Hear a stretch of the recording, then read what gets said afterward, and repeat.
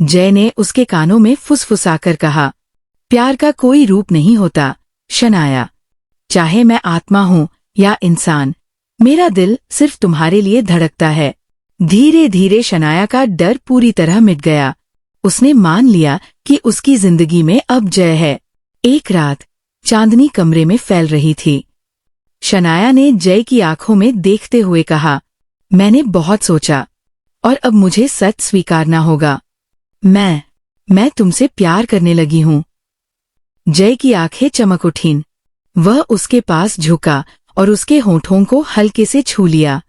शनाया कांप गई, मगर वह पल इतना मीठा था कि उसे लगा मानो सारी दुनिया ठहर गई हो। उसने आंखें बंद करके खुद को जय की बाहों में समर्पित कर दिया। अब उनकी रातें सिर्फ बातों तक सीमित नहीं रहीं। वे एक दूसरे को महसूस करने लगे। जय के स्पर्श में गर्माहट थी, उसकी मौजूदगी में सुकून। शनाया ने कभी सोचा भी नहीं था कि एक आत्मा से उसे इतना गहरा जुड़ाव हो सकता है। वह जानती थी कि ये रिश्ता असंभव है, मगर दिल तर्क नहीं मानता। जय उसकी हर सांस, हर धड़कन का हिस्सा बन चुका था। एक रात जय ने उसे बाहों में भरते हुए कहा, मैंने कभी सोचा भी नहीं था कि मुक्ति मिलने के बाद मुझे इतना अनमोल उपहार मिलेगा। तुम मेरी मुक्ति भी हो और मेरा प्रेम भी। शनाया ने आंसू भरी आंखों से कहा, और तुम मेरी अकेली जिंदगी का सबसे खूबसूरत सच। ये रिश्ता अब दोस्ती से बहुत आगे बढ़ चुका था।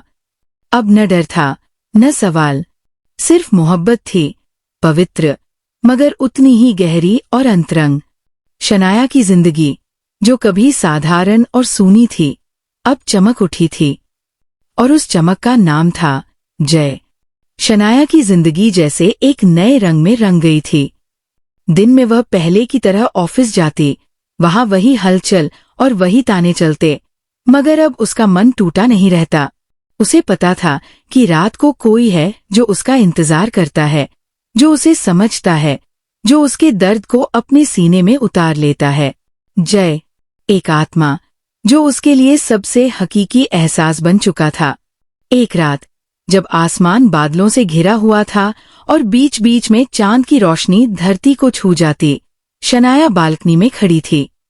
हवा में नमी थी और उसके लंबे बाल हवा से उड़कर चेहरे को ढक रहे थे। क्या सोच रही हो? जय की आवाज अचानक उसके कानों में गूंजी। वह मुस्कराई, सोच रही हूं कि मैं कितनी बदल गई हूं। पहले मुझे लगता था कि मेरी जिंदगी बहुत खाली है,